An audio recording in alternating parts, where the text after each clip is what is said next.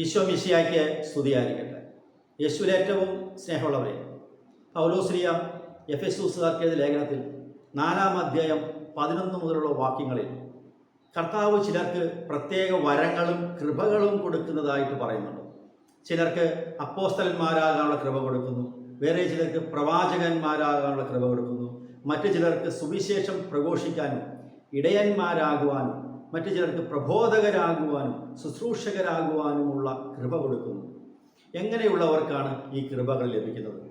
കർത്താവുമായി ഒരു ആത്മബന്ധമുള്ളവർക്കാണ് കർത്താവ് കൃപകൾ കൊടുക്കുന്നത്.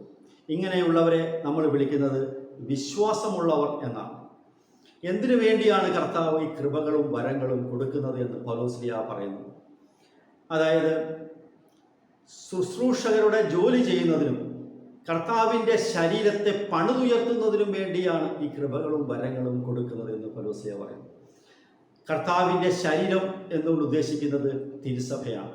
പൗലോസ്ലീഹ പറയുന്നുണ്ട്, കർത്താവിൻ്റെ മൗലിക ശരീരമാണ് തിരുസഭ എന്ന് പറയുന്നത്.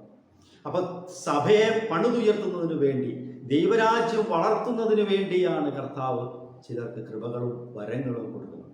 പൗലോസ്ലീഹ വീണ്ടും പറയുന്നു, കർത്താവിൻ്റെ ശരീരത്തിലെ അവയവങ്ങളാണ് നാം ഓരോരുത്തരും എന്നാണ്. അപ്പോൾ നാം ഓരോരുത്തരും സഭയിലെ മക്കളാണ് നാം ഓരോരുത്തരും. നമ്മുടെ ശരീരത്തിൽ പല അവയവങ്ങളുണ്ട്.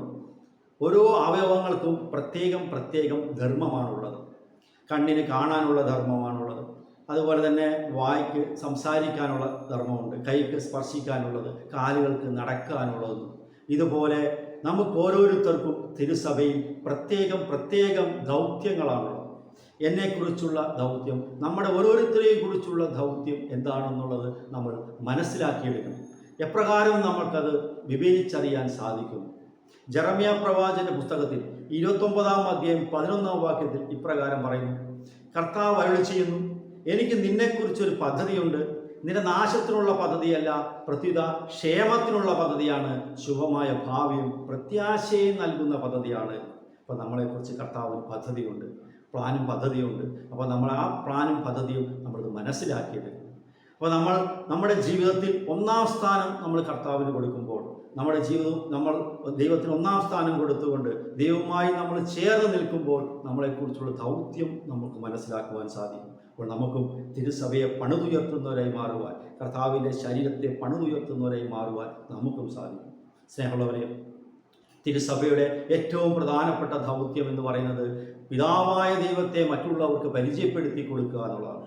നമുക്കറിയാം, ഈശോ പറഞ്ഞ്, സ്നേഹനിധിയായ അപ്പനാണ് എൻ്റെ അപ്പനെന്ന്. എത്ര വലിയ പാപിക്കും ദൈവത്തിൻ്റെ അടുത്തേക്ക് അത് ചേർന്ന് നിൽക്കാമെന്നും നമുക്ക് മറ്റുള്ളവർക്ക് നമ്മൾ പറഞ്ഞു കൊടുക്കണം. അതുപോലെ തന്നെ നമ്മൾ തിരുസഭയ്ക്ക് വേണ്ടി മധ്യസ്ഥം അപേക്ഷിച്ച് പ്രാർത്ഥിക്കേണ്ടവരാണ്. പരിശുദ്ധ പിതാവിന് വേണ്ടി കർദ്ദിനാൾമാർ, മെത്രാന്മാർ, വൈദികർ, സിസ്റ്റേഴ്സിന് വേണ്ടിയെല്ലാം നമ്മൾ മധ്യസ്ഥം അപേക്ഷിച്ച് പ്രാർത്ഥിക്കണം. ഞങ്ങൾ സ്നേഹമുള്ളവരെ, നാം ഓരോരുത്തരും തിരുസഭയുമായി ചേർന്ന് നിന്നുകൊണ്ട്, കർത്താവിനോട് ചേർന്ന് നിന്നുകൊണ്ട് നമ്മൾ തിരുസഭയെ പണിതുയർത്തുന്നവരായി മാറുവാൻ നമുക്ക് പരിശ്രമിക്കാം. അതുള്ള കൃപയ്ക്ക് വേണ്ടി പ്രാർത്ഥിക്കാം. സർവശക്തനായ ദൈവം നമ്മെ ഓരോരുത്തരെയും സമൃദ്ധമായി അനുഗ്രഹിക്കട്ടെ.